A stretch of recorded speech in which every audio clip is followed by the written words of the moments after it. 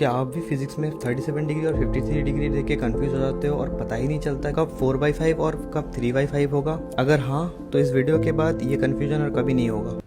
देखो, right angle triangle में सबसे बड़ा साइड होता है हाइपोटेनस, और जिस वाले एंगल के रिस्पेक्ट में हम लोग एनालिसिस कर रहे हैं उसका ऑपोजिट साइड जो होता है वो होता है परपेंडिकुलर, और जो बच गया उसको हम बेस बोल रहे हैं। हमें पता होता है कि perpendicular square plus base square होता है हाइपोटेनस का स्क्वायर, व्हिच इज आपका पाइथागोरस थ्योरम। अब अगर हम स्केल से देखें तो हमें यहाँ पे देखने को मिलता है कि बेस जो अपने पास है वो है 4 यूनिट, परपेंडिकुलर जो है वो अपने पास है 3 यूनिट्स। तो अगर हम इस फॉर्मूला का यूज करें तो हमें देखने को मिलता है कि 3 स्क्वायर प्लस 4 स्क्वायर हो जाता है अपने पास 25, जो कि है आपके पास 5 स्क्वायर। इसका मतलब ये है कि h का वैल्यू 5 यूनिट्स होना चाहिए। अगर हम इसको वेरीफाई करना चाहे तो हम स्केल से कर सकते हैं। तो आप देख सकते हैं कि अपने पास जो हाइपोटेनस आ रहा है वो अपने पास 5 यूनिट्स आ रहा है। और आपने यहाँ पे एक बहुत ही बेहतरीन चीज़ नोटिस किया होगा कि यहाँ पे जो थीटा है वो 37 डिग्री है।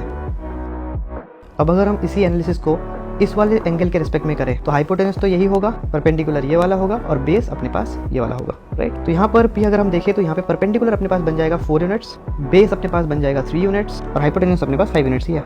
अगर हम इस थीटा की बात करें तो हम इसको बिना स्केल के भी मेजर कर सकते हैं। कैसे? लेट्स से मैं इसको थीटा 2 मान रहा हूँ और इसको थीटा 1। सिंपल कैलकुलेशन हमने बचपन में सीखा था कि theta 1 plus theta 2 plus 90 degree, जो कि ये है, अपना होना चाहिए 180 डिग्री के बराबर।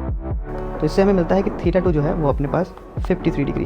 तो अब आता है अपने पास मेन पार्ट। देखो, हमें पता है कि साइन थीटा जो होता है वो होता है perpendicular upon hypotenuse, cos theta जो होता है वो होता है base upon hypotenuse.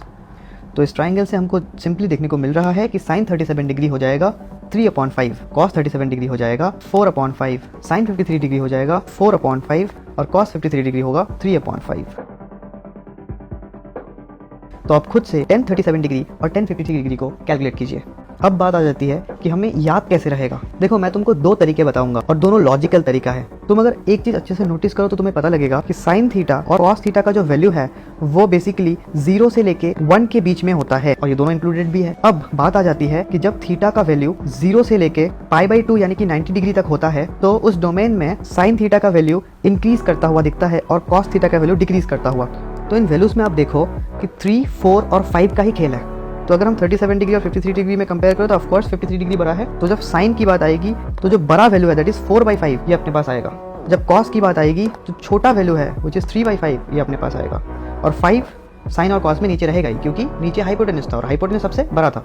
Similarly sign 37 degree अपने पास 3/5 होगा और कॉस 37 डिग्री अपने पास 4/5 होगा। और एक तरीका ये है कि आप ये ट्राइंगल को बना लो, और ट्राइंगल बना के जो छोटा एंगल है विच इज 37 डिग्री उसके सामने हम छोटा साइड आएगा विच इज 3 यूनिट्स, और जो 53 डिग्री है उसके सामने जो साइड आएगा वो होगा अपने पास 4 यूनिट्स, और हाइपोटेनस तो बड़ा ही है, राइट। तो अगर आप ये सब चीज़ें याद रखेंगे तो आप कभी भी इस चीज़ को नहीं भूलेंगे।